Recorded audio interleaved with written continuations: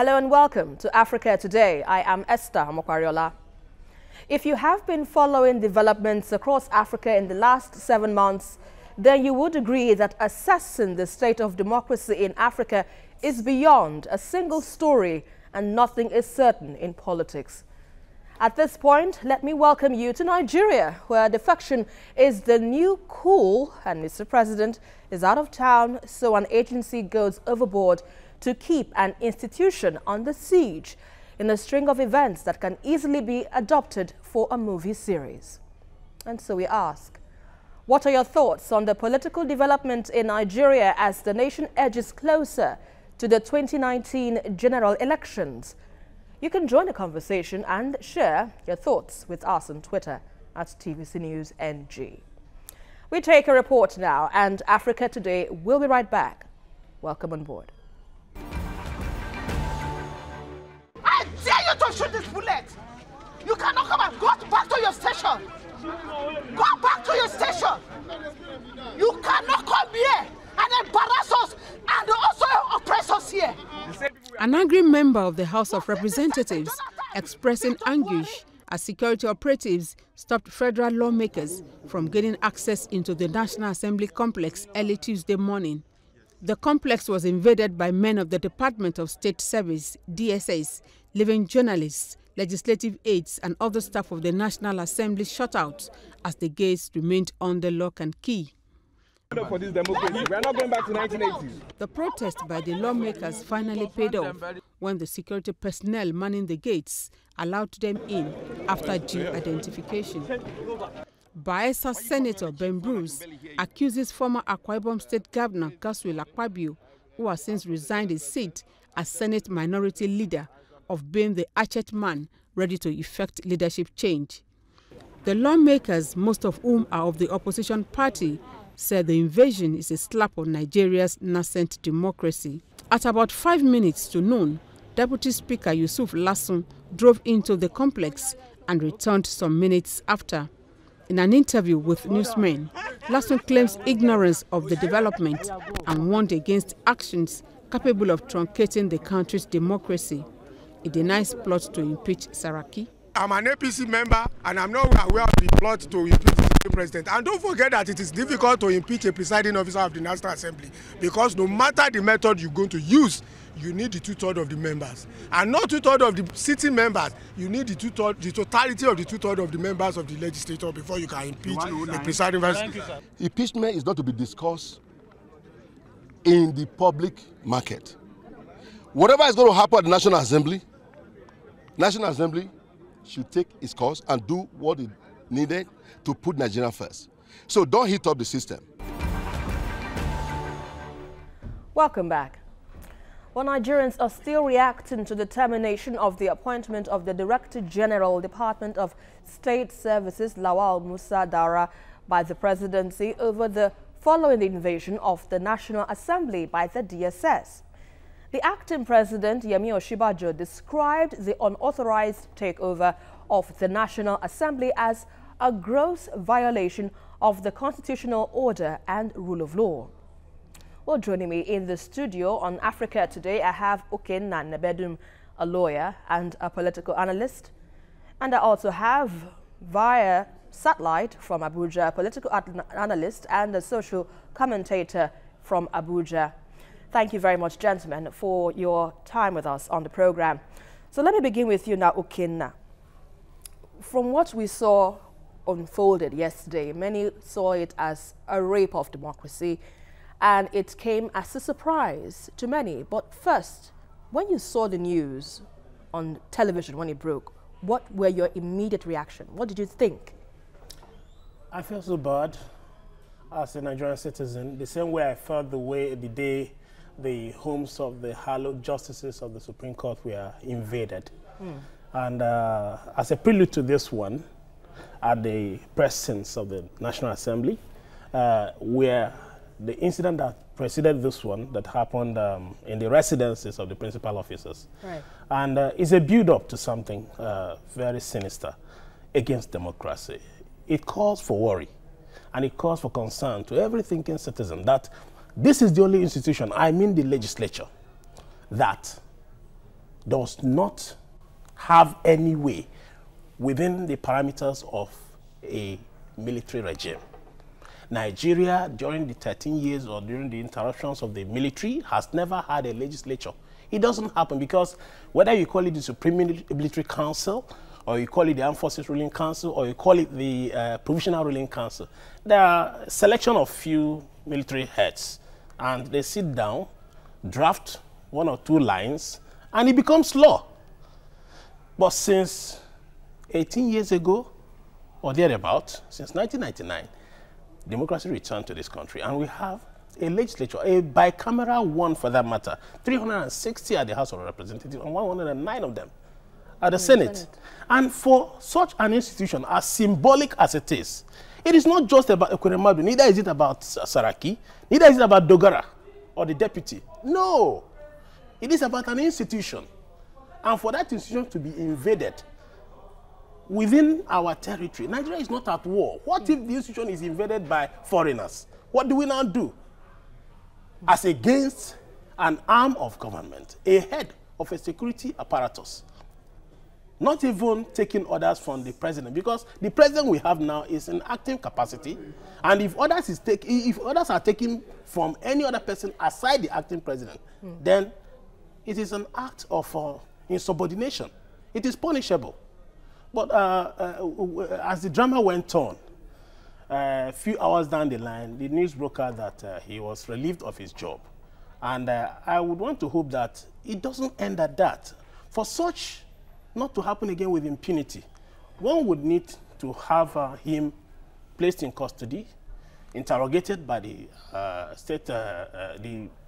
the institution of government that is entitled, that the Constitution said that should do that. And after interrogations, he should explain to us better what came over his mind.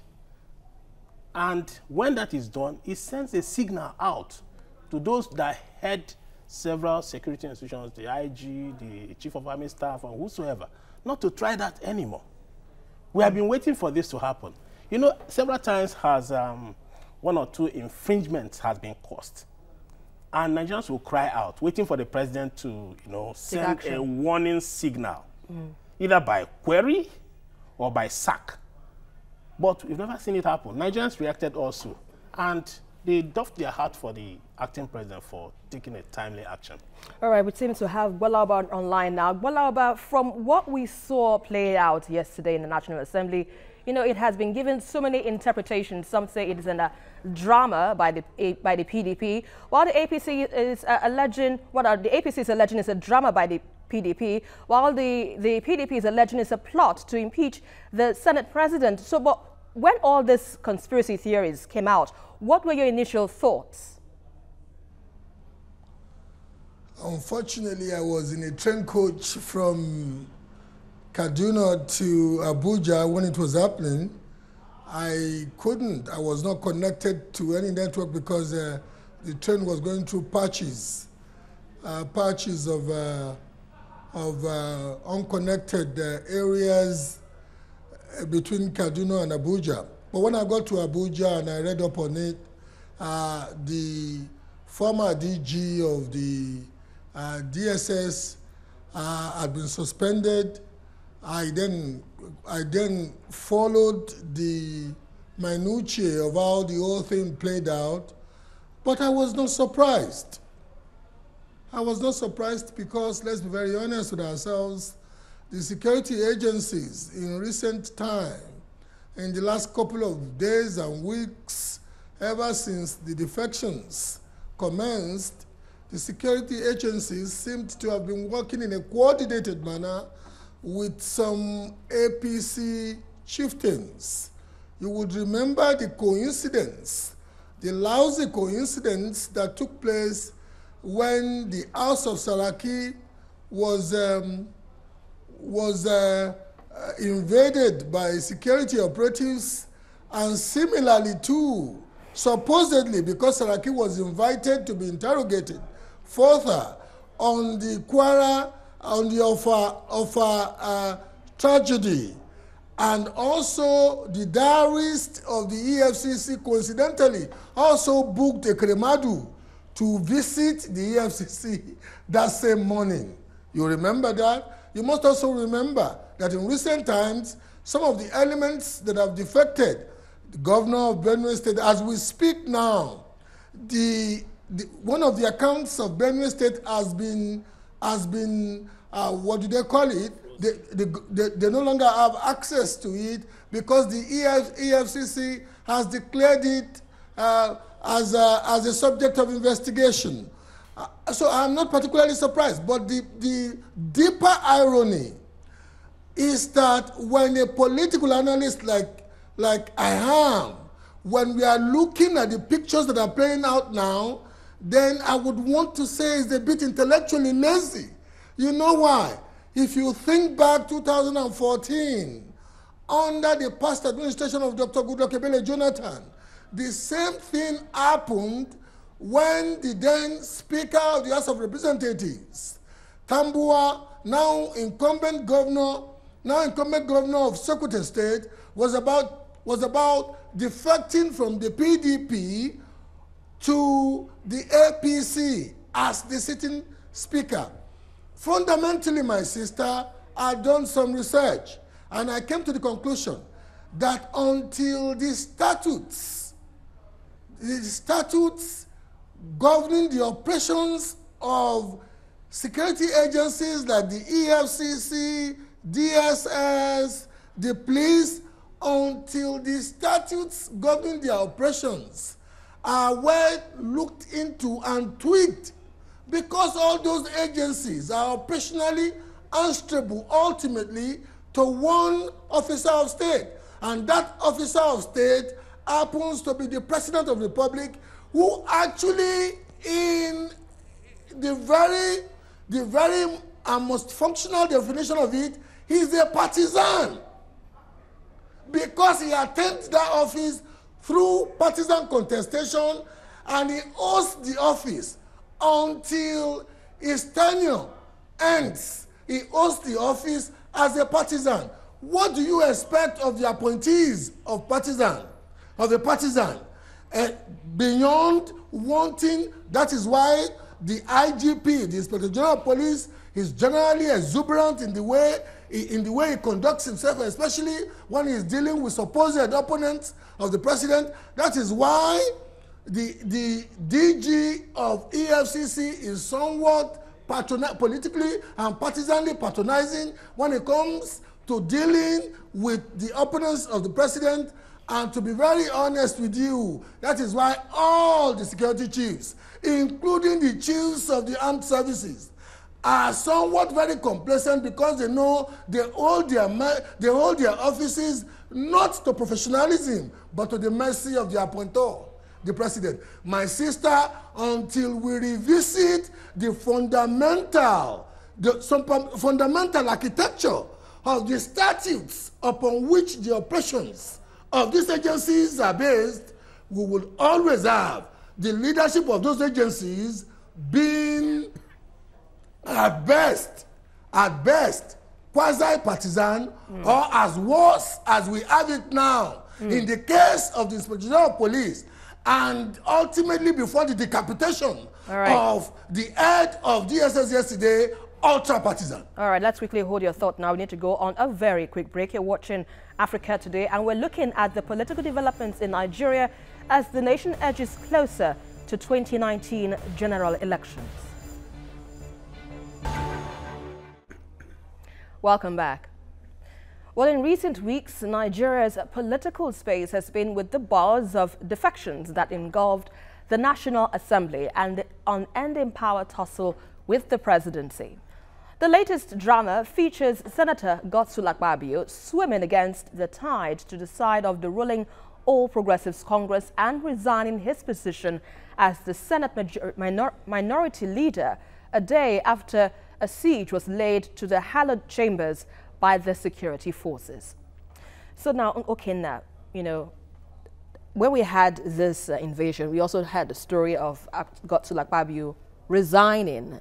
And also speculations were rife that perhaps he resigned to become the next Senate president, because it was early, you know, played out, or rather, according to the PDP senators on the ground yesterday, they were accusing the APC senators of holding a meeting, excuse me, a meeting in the National Assembly complex, and presumably they wanted to remove the Senate president and install, Godswill Akpabio as the new Senate president. But how do you think that could have been possible, knowing fully well that, we saw what's happening on camera, no APC legislators were present, except for the PDP senators. What do you think, could have been happening, with the side that we have this, on one hand, and the Senate minority leader, Godswill Akpabio, resigning on the other? What do you make of what really went on? Well, his resignation was a caucus affair, not a Senate affair per se, because when your party is in the minority or in the majority, you elect a leader from amongst your caucus. The Constitution does not cover that to an extent. What the Constitution covers in Section 50 is that the Senate shall elect its own principal officers, irrespective of party right now. And that was what played out in 2015 when the Senate converged and elected Senator Bukola Saraki. In counting those votes and in conducting such election, it doesn't matter whether they are oppositions or any of the parties. So as that played out then, I wouldn't want to begin to sound pessimistic, but by the time the House reconvened on September 25th, I want to see how it will play out, because this same Akpabio played a fundamental role prior to his emergence or his election as a senator.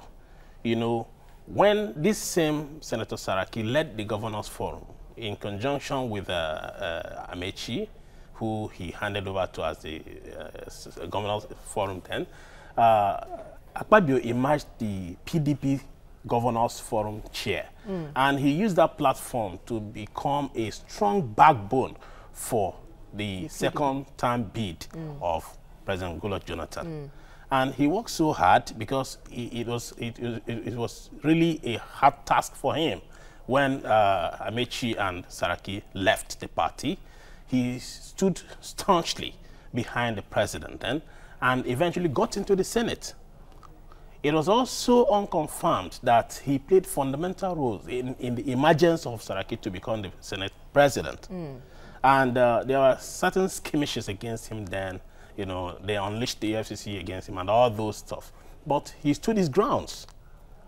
But he got compensated. You remember, he's a first-time senator. Of course. He couldn't have qualified to become a minority leader. But because of the role he played, both bankrolling and all that, and he's a formidable force to reckon with. So, imagine as that opposition leader in the Senate, and having handled that position for about 3 years now, less than a year to the end of that, the life of this assembly, or the Senate, he's swimming, like it was reported, against the tide. There are certain things that cannot be read out now until and unless time comes and unfolds the full picture. Because the Constitution itself, going by the Constitution, the Senate needs 2/3 majority to unseat the office of the occupier of the office of the Senate President. As that case, the same thing to the Section 50 Section 1B for the Speaker. They need 2/3 majority, about 240 honorable members, while over there in the Senate it's about 74. So it is left to be imagined how there will be political horse trading and how they will lobby themselves. It will definitely get nothing less than 50% of a particular party and nothing less than another 30% or thereabout of the other opposition. So I don't know how that could play out. And if that is impossible to happen, then you can still say safely that Saraki may still enjoy that seat. It is one man against the tide, but the other way around, he is still going to have it difficult. Of course, politics itself, every politics is local. There is need for control for him because it is emerging right now that he is having issues with his political godson in that state. And as we speak this evening, it was reported that it was not only Benue State account that was frozen by EFCC, that Akwa Ibom State government cannot even access their own account. The news trending this evening. So right now, like my colleague said, there seems to be a connivance with the security apparatus, the people that are supposed to be non-partisan. Right. Now, Akwa Ibom is defecting from APC to PDP. It almost seemed like the whole security apparatus relocated to Akwa Ibom State. But when it is happening the other opposite side, you see them unleashing skirmishes here and there, having arrests, having people stampeded, and then having people's house invaded. It does not tell good for our democracy. The police, the DSS, and the armed forces are supposed to be non-partisan. And when we see that play out, we will now begin to see that at least our democracy is taking roots. Right, right. Well, let's quickly come to you now, Gbolaoba. You know, with all that has happened so far, the wave of defections and the recent drama in the National Assembly, where do you see this heading to? Because we are talking about a system that is said to be, you know, without any form of guidance, so to speak. So anyone gets to do anyhow they like. For instance, the defection now, there isn't any law barring lawmakers from jumping ship at will, even though except for maybe a crisis in a party, come what may. But in this case, anyone can flip, you know, move anytime he likes and no one gets questioned for it.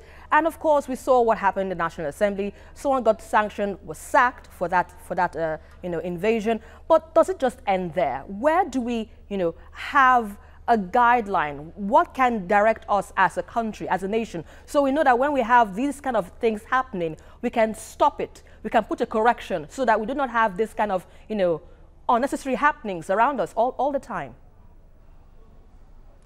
Hello? We are conflating a number of issues. And I think it's about time one separated the issues and analyze how they are distinct and how we must surgically solve the problems. Fundamentally, in making my first point, I accentuated how historically and statutorily the heads of our security agencies, because historically the security agencies are governed by statutes born under military administration, which actually instructs that they will work to the instruction and direction of the president. I had explained how they would naturally work as partisan, demon-possessed sons of Sceva. Let's take that one aside. If we want to correct that, we will go back fundamentally to the statutes that governs, the statutes that govern the operations of those agencies. Our legislators, I wasn't pitying them yesterday, they are mainly intellectually lazy.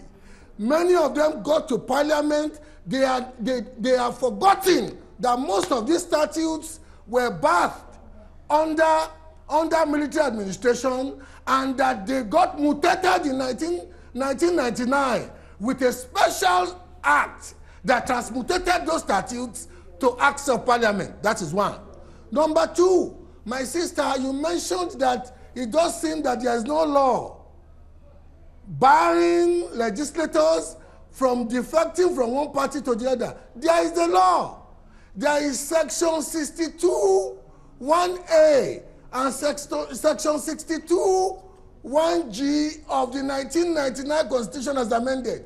Indeed, my sister, in a case between Abejide and the Ondo State House of Assembly, Ondo State Clerk of the House of Assembly, Ondo State Speaker of the House of Assembly, a 2014 ruling of the Supreme Court says, and also the chairman of Akure North and Akure South local governments, where the then Abejide was elected as a candidate of the Labour Party to the National Assembly, and he ultimately defected then from the Labour Party to the ACN. You know what the Supreme Court said in that judgment? The Supreme Court says that if any member of the National Assembly were to defect from the party that elected him or her to become a member of that institution and defected to another party, except there is a functionally defined division or factionalization in the party upon whence the person got elected from, that person must lose his or her seat. And Abejide was told by the Supreme Court of Nigeria to vacate his seat at the House of Representatives. The ruling is still an instant law in Nigeria. But you know what? When the APC was enjoying people crossing over from PDP a couple of months ago to the APC, and they noticed that Saraki and Dogara was not making those people vacate their seats, unbeknownst to the leadership of the APC and unbeknownst to the leadership of the country.